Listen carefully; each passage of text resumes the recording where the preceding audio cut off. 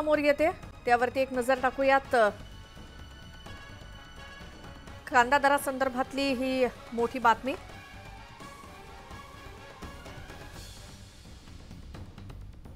नाशिकमधल्या लासलगाव इथल्या कृषी उत्पन्न बाजार समितीमध्ये नाफेड आणि एनसीसीएफच्या कांदा खरेदीला विरोध करण्यात येतोय।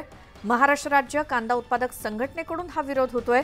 नाफेड आणि एनसीसीएफ कडून केली जाणारी खरेदी बोगस असल्याचा आरोप करण्यात आलाय आणि या कांदा खरेदीमुळे ग्राहकांना मात्र दिलासा मिळालाय।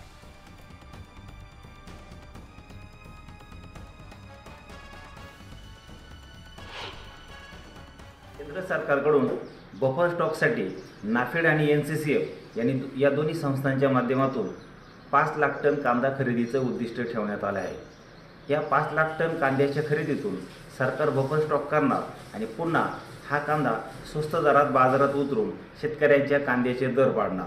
त्यामुळं महाराष्ट्रातील कांदा उत्पादक शेतकऱ्यांचं सरकारच्या ह्या नाफेडच्या व एनसीसीएफच्या खरेदीला पूर्णपणे विरोध आहे।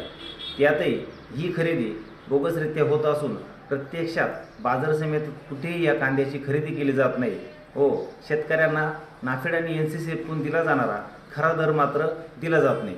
त्यामुळे या संपूर्ण कांदा खरेदीच्या विरोधात महाराष्ट्रातील कांदा उत्पादकांमध्ये संतापाची भावना आहे। आणि या बातमीसोबतच वेळ झाली महाराष्ट्र अनलिमिटेड मध्ये।